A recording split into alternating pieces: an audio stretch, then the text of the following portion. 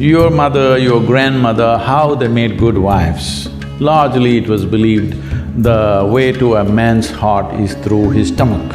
Today your husband will call Uber Eats and whatever, Quick Picks and this and that and Swiggies and whatever, all right?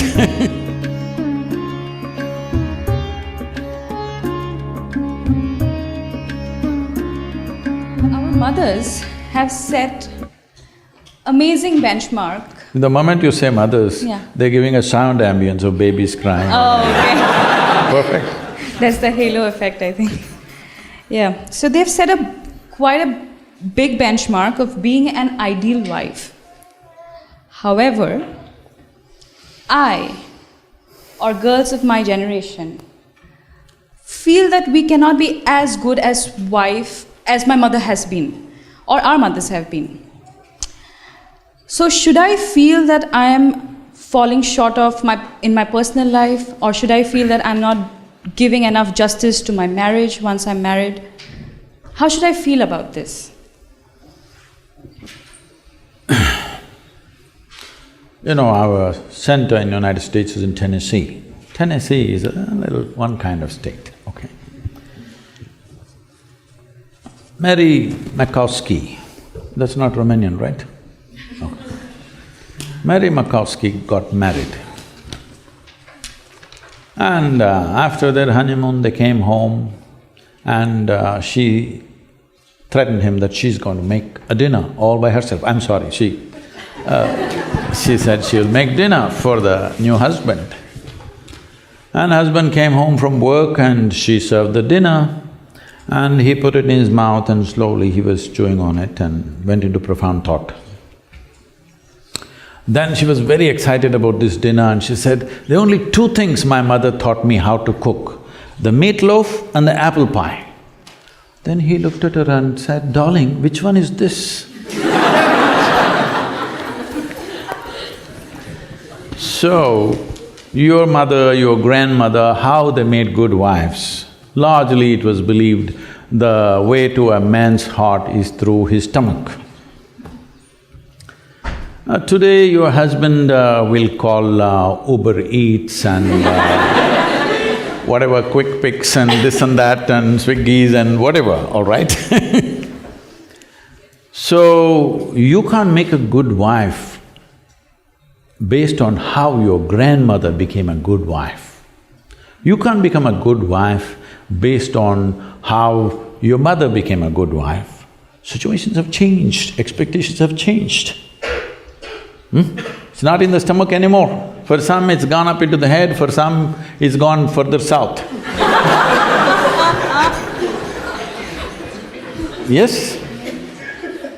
So, you don't do that. Essentially, what a husband and wife means is, because you're not geared, most people are not geared. Very few people in this world are geared to make this journey of life all by themselves. They're organized enough within themselves totally. They never feel anything missing in their life because they've made themselves like that. But most people need somebody else to lean on. Either emotionally, psychologically, there are needs in a human being, physical needs, psychological needs, emotional needs, maybe social needs, economic needs, variety of needs. To fulfill these needs, you want to find one person that you can depend on.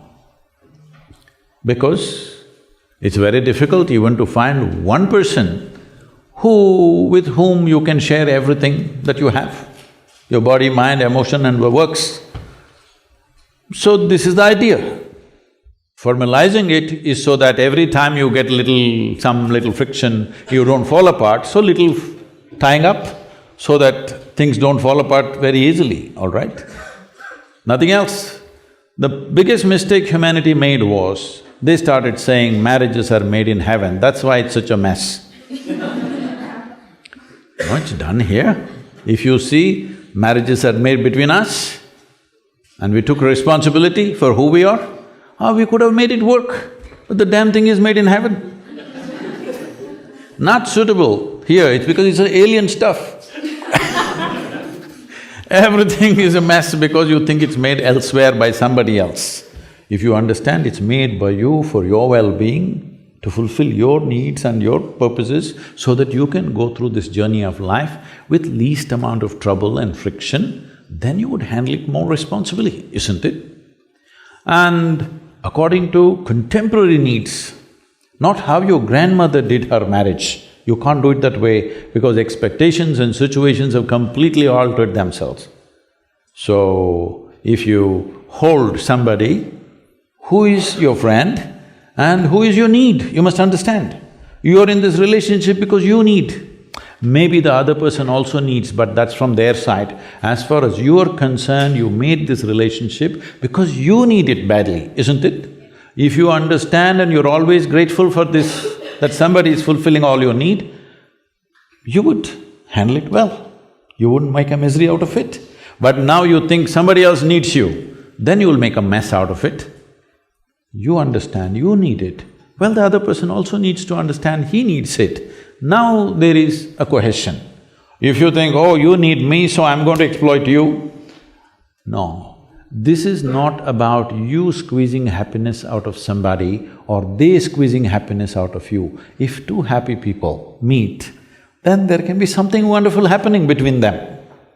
But you are a misery and you think somebody else should be the source of your happiness, well, it'll multiply